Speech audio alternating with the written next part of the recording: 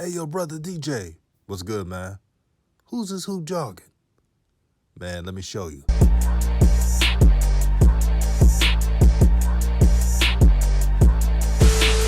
What's up, YouTube? Your boy Hoop Jogging back at it, man. Listen, I'm not even gonna do the YouTube stuff. We gotta just get into the content right now.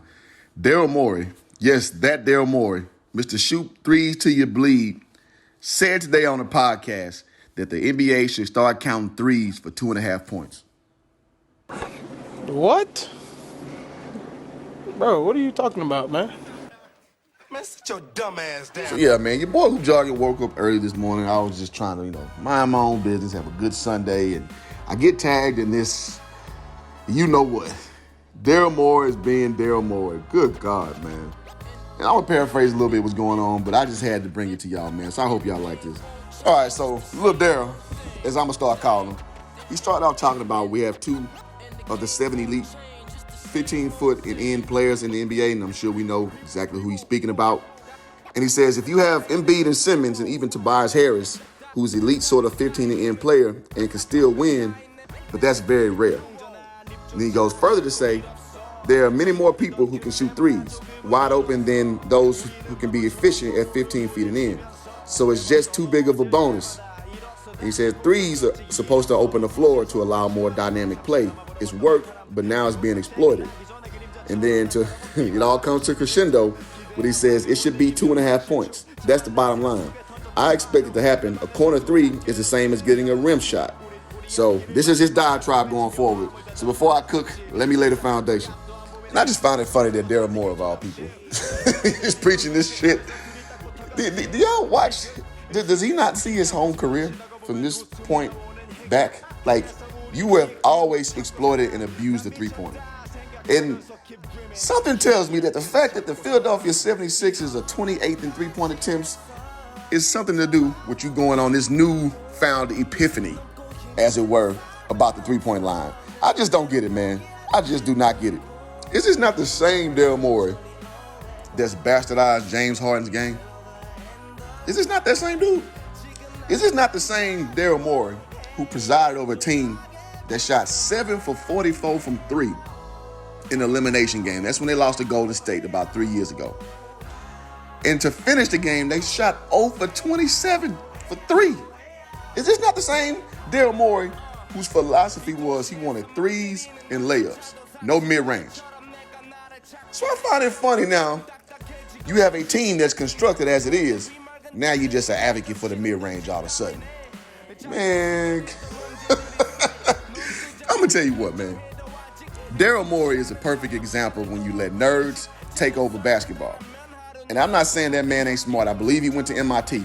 So he would be a CFO, a top CFO for most Fortune 500 companies. I'm sure of it. Not trying to take away from that man's intelligence.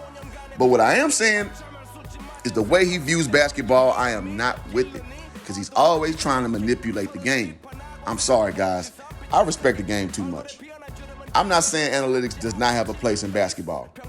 We got to get out the archaic caveman style of thinking hoops, like, kind of like Charles Barkley and Shaq get stuck in sometimes. You say analytics, I don't like the analytics, which I'm with Chuck. But at the same time, you got to factor in everything to make a more fluid product. But Daryl Morey style, he got Kevin McHale fired. He got J.B. Bickerstaff fired. He got Mike D'Antoni, who everybody loves throwing the bus. Now, I'm not a big Mike D'Antoni advocate, but everybody was blaming the team failure on him. And you know who gave the marching orders? That would be Daryl Morey.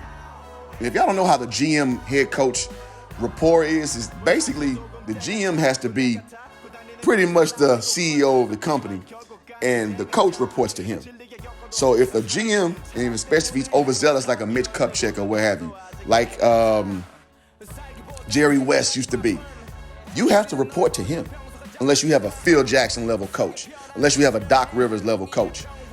You don't make the stuff up. So a lot of people confuse that dynamic, and obviously the coach is there to kind of shield from the upper management. So everybody plays a role, guys. This is an entertainment-based league. Everybody plays a role. So when you see some decisions on the court, it's not always because of the head coach. It's not always because of the star player. The GM, the president, the owner in some cases, Dallas Cowboys, puts those marching orders down. So y'all got to kind of understand the dynamics. And in Houston, that was Daryl Morey's show, man. And Kevin McHale called out James Harden, and he called out Daryl Morey when he left, because Kevin McHale is a basketball player's kind of basketball player. Like, he don't cheat the game. He believes in putting hard work. And he basically was saying James Harden wasn't a leader. And he was saying the way that he was told to coach, he didn't like it. And why would he? All they did was abuse the three-point line and drive to the basket. That's all they did. That's why they turned a guy like P.J. Tucker into a Renaissance player. And I don't want to ramble on, but I just find it very funny that all of a sudden he's so against the very thing that made him who he is, which is abusing the three-point line. But again, this dude, we're talking about a very smart person here, and he's just trying to manipulate the rules to get what he wants. And you can go ahead and put a fork in Philly. They're done. They're done. That means they have very little nuance to their game. So that means they're committing to the mid-range. So you can take that to the bank. And that's a team I actually particularly like. I like their makeup. They're done. If Daryl Morey is at the vanguard of how they play going forward, they are done. No championship implications. They'll come close a lot, just like the Houston Rockets did under James Harden. You'll see a lot of similarities there, but they are done. That means they have no balance of when it's time to commit to shooting the long ball, which everybody's doing. That means they're not imposing their will on anybody.